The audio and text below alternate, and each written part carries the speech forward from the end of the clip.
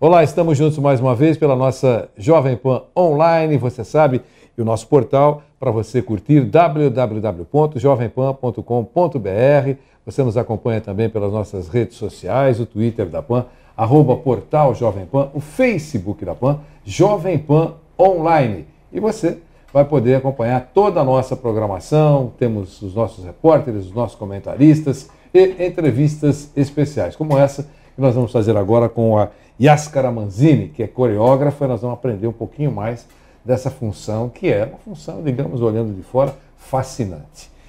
É um prazer recebê-la, obrigado pela presença. Eu que agradeço, Vanderlei, muito feliz de estar aqui. Você é a coreógrafa da comissão de frente da X9 Paulistana. Isso.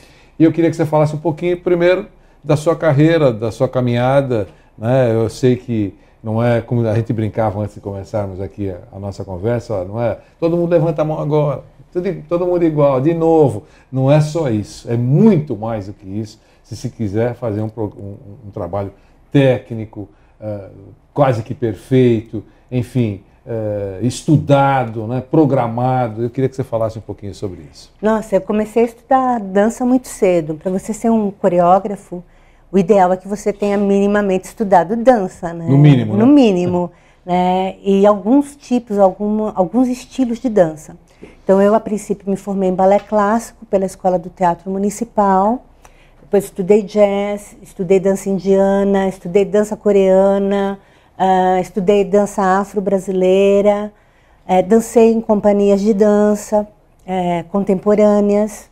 Depois de um determinado tempo, comecei a dar aula, a pensar mais em pedagogia, como é que é você transmitir conhecimento em dança para um outro corpo. E, ao mesmo tempo, já fazia umas investidas como coreógrafa, né? Como alguém que pensa, articula e desenha o corpo no espaço. E aí você começa a perceber que você ainda precisa conhecer mais coisas. Então, você acaba estudando história da arte, anatomia, fisiologia, psicologia, né? Porque a gente vai falar em personagens, em danças, tem que entender um pouco dos arquétipos humanos, conhecer as pessoas de uma certa maneira para você saber como lidar com elas, né? Porque a gente fala em corpos, mas eu falo em corpo, o corpo é um ser, né? Não tem um corpo morto, não está ali, é alguém que tem uma psique, que tem sentimento. Então você tem que aprender a lidar com o outro, né? E trazer essa potência de se movimentar, de se comunicar, de emocionar a si próprio e ao outro, né? Entendi. E o carnaval na sua vida começou quando? Que ele começou em 2000. Eu odiava carnaval. Assim, eu era uma pessoa de achar que o carnaval era o ópio do povo. E onde se viu esse pessoal... Nem vou me aproximar essa breguice. Não, né? Imagina, o país pegando fogo e essas pessoas no samba. Não estão nem aí, isso aí. E eu militava numa ONG. E aí eu fui obrigada mesmo, a assistir o desfile de Apoteose em 2000. São Paulo ou Rio? Em São Paulo. São Paulo. E aí, assim, fui muito contra gosto, empurrada. Mas aí eu comecei a ver o desfile, né, me permiti. E aí comecei a ver a potência das comissões de frente, dos casais de mestre-sala e porta-bandeira, porque a televisão, de uma certa maneira, ela dá uma imagem que é muito recortada do carnaval e que tende ou a beleza dos carros ou a exploração do corpo feminino. Perfeito. E a parte artística fica meio renegada. E ali, em loco, eu pude ver toda uma questão artística muito forte. E o que poderia ser feito. Que poderia ser feito. E as drogas que você viu. Vamos ser sinceros, porque você deve ter visto lá comissões de frente descartáveis. Ah, sim. Certo? E outras, essa tem jeito e tal. Porque você tinha um olhar crítico, né? Sim, e ao mesmo tempo você perceber que tem uma potência no corpo ali, uma potência de atingir aquela multidão, porque o Sambódromo em São Paulo são 35 mil pessoas, né? Isso. E você mover essas pessoas a levantarem, para assistir em pé e dançando, você tem como artista que tem muita energia, muita potência. Falei, nossa, eu queria dançar numa delas, né, numa dessas comissões. E na época eu fazia parte do Balé de Arte Negra da UMES, eu era diretora assistente e mestre de dança contemporânea. E a nossa cantora, que é a minha madrinha no samba, um beijo, Duda Ribeiro, bereré, bereré, me convidou para entregar meu currículo no Camisa Verde e Branco. Aí eu entreguei o currículo, gostaram de mim e fui para o Camisa, né?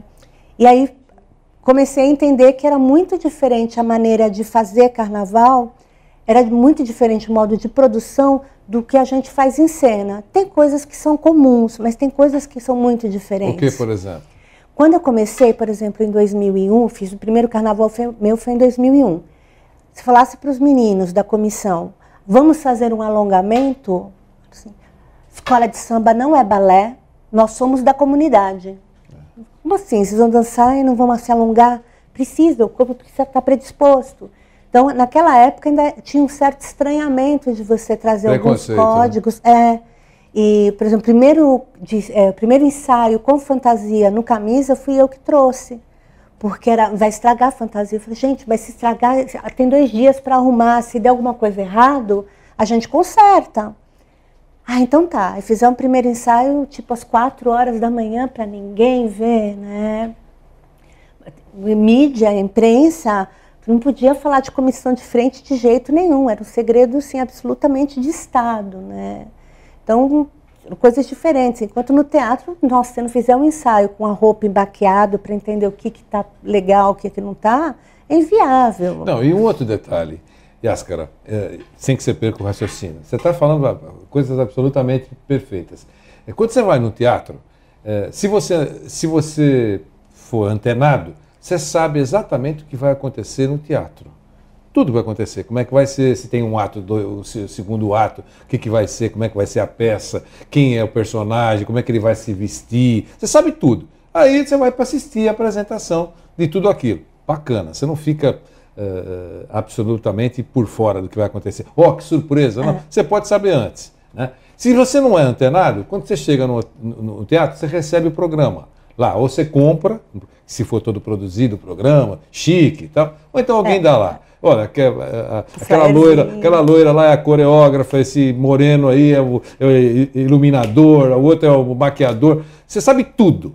E aí você fica aquilo no colo e começa a peça, você já está mais ou menos enturmado. Esse que entrou vai morrer no final.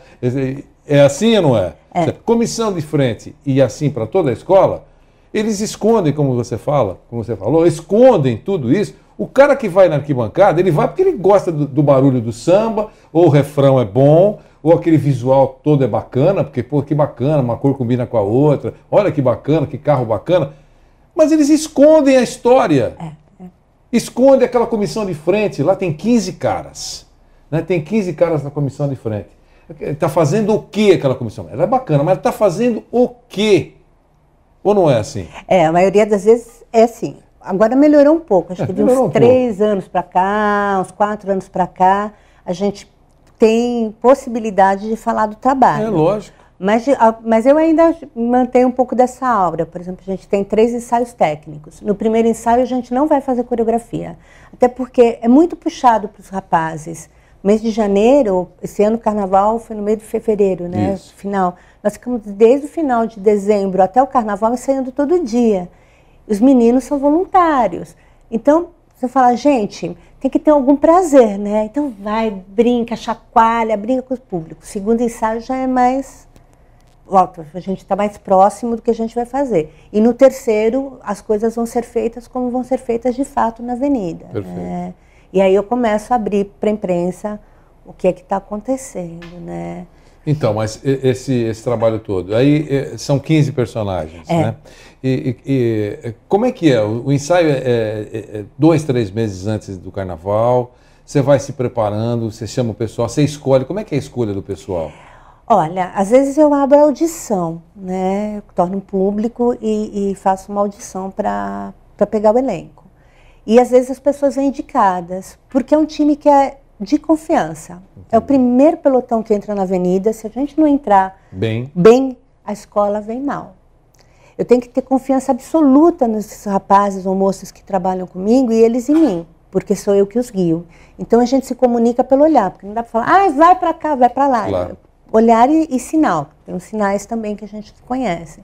Então, de uma certa maneira, ou são pessoas que são muito próximas, ou são conhecidas, mas são pessoas de absoluta confiança. E quando eu abro a audição, eu faço assim uma audição que é quase desumana, porque se você está na avenida, você depende de nota, tem muitas pessoas ali, muitas informações. Se você tirar a sua atenção 1 minuto daquilo, 1 segundo, você pode ser canetado, você perde ponto. E hoje em dia 1/10 é muita coisa, decide o campeonato.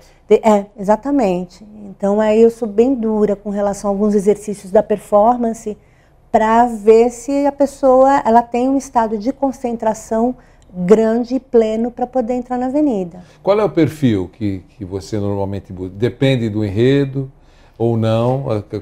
Primeiro enredo, aí qualquer enredo, não importa, mas o perfil tem que ser jovem, homem, mulher, dançarino, dançarina, como é que você...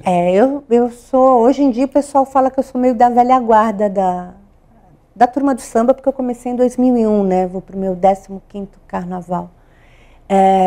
Mas eu acredito, como artista, que o samba, e foi o que eu fui aprendendo no samba, e aí até minha tese de doutorado fala exatamente sobre isso, sobre essas relações entre o meio artístico e o samba, que tem uma cultura e tem uma maneira de você pensar que é muito característica da escola de samba.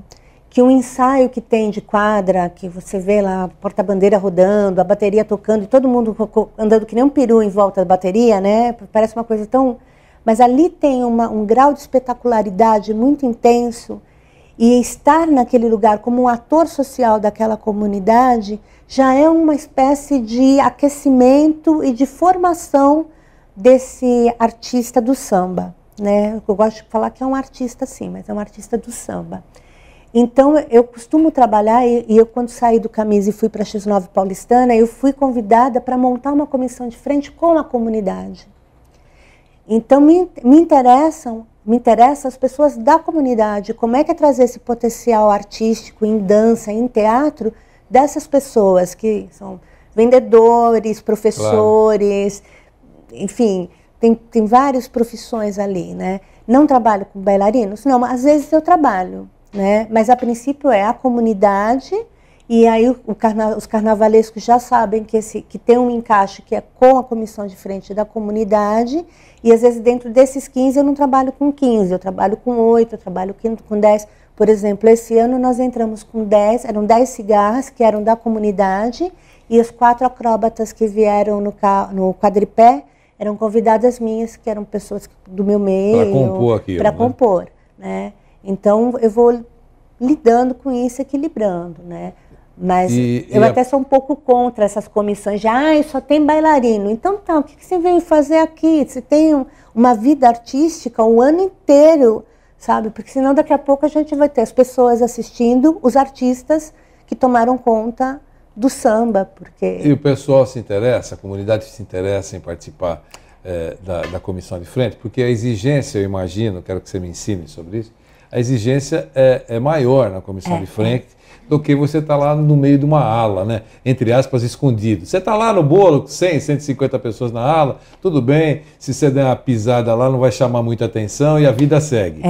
Na frente é uma coisa de grande responsabilidade, sem dúvida. E há muito interesse? Tem sim, tem bastante interesse, porque como uma parte dos ensaios a gente faz em quadra, as pessoas que começam a perceber que tem afinidade com aquele tipo de trabalho, elas começam a se aproximar, então alguns são apoios, depois dessa época de ser apoio passa para ser comissão como substituto, até chegar no elenco principal, vamos dizer assim. Esse substituto que você citou é importante, né? Porque no último ensaio, por exemplo, alguém torce o tornozelo. E aí, como é que você faz? Aí você tem uma pessoa para substituir, né? Aí corre atrás de ajustar roupa. O que é muito comum no teatro, né? Em musicais, né? Sim. Tá certo? Fica lá o pessoal escondido lá, porque se a bailarina torcer o joelho... Tem outra para entrar no lugar. Para entrar no lugar, já devidamente vestida como ela. Só que é bem interessante isso, porque normalmente no musical, na dança, esse substituto, você tem até os figurinos substitutos. Certo. Na escola de samba você não tem. Então, até pensar os substitutos, eu tenho que pensar em relação aos bailarinos que estão em cena. Então, às vezes, o mesmo biotipo. Ah, tá.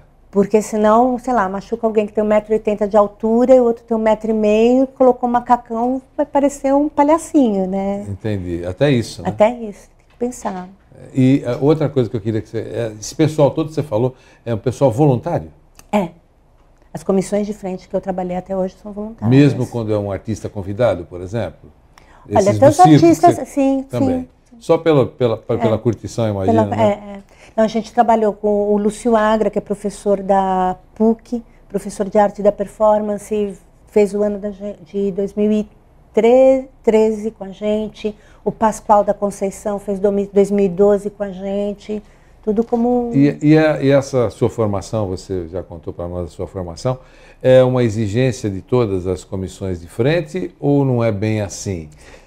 Você vê pessoas, digamos assim, práticas participando disso? Quando eu entrei, basicamente, eu era uma das poucas coreógrafas que era coreógrafa formada, sindicalizada, cooperada, enfim, que vê a dança como um meio de trabalho, né? Ser uma profissional de dança de fato. Ainda no meio tem muitos amadores, né? Já passei por situações do tipo... eu sou coreógrafo de tal escola. É mesmo? Que legal. Com quem você estuda dança? Não, você não está entendendo, eu sou coreógrafo. Não, você não está me entendendo. Para você ser coreógrafo, você tem que estudar dança. É muito caro.